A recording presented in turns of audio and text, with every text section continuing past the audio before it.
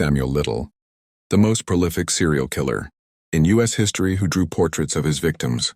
Samuel Little's victims were primarily drug addicts and prostitutes. He believed, not without reason, that women who had fallen through society's cracks would not be actively searched for. Traveling across the country in his white Cadillac, he would find a victim, rape and strangle her, then dispose of the body in a ditch or hide it in the woods.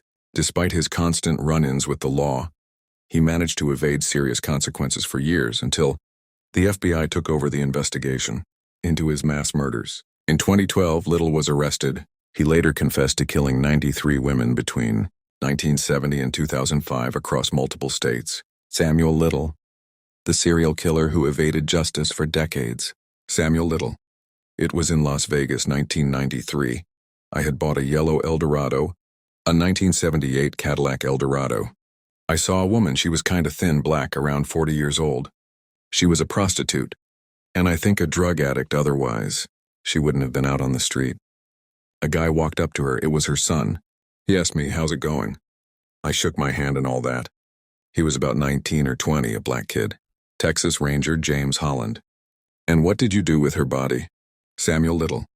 "Well, I drove out of Las Vegas and, on the outskirts of the city, I saw a road leading to a motel.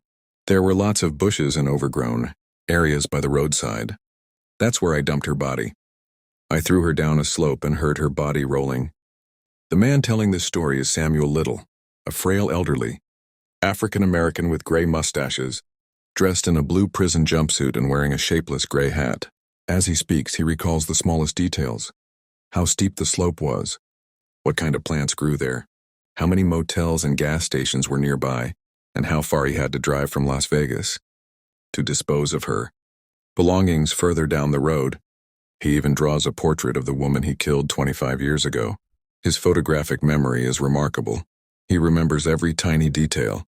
At nearly 80 years old, Little sits in a wheelchair, speaking to a Texas Ranger and FBI agents about his murders.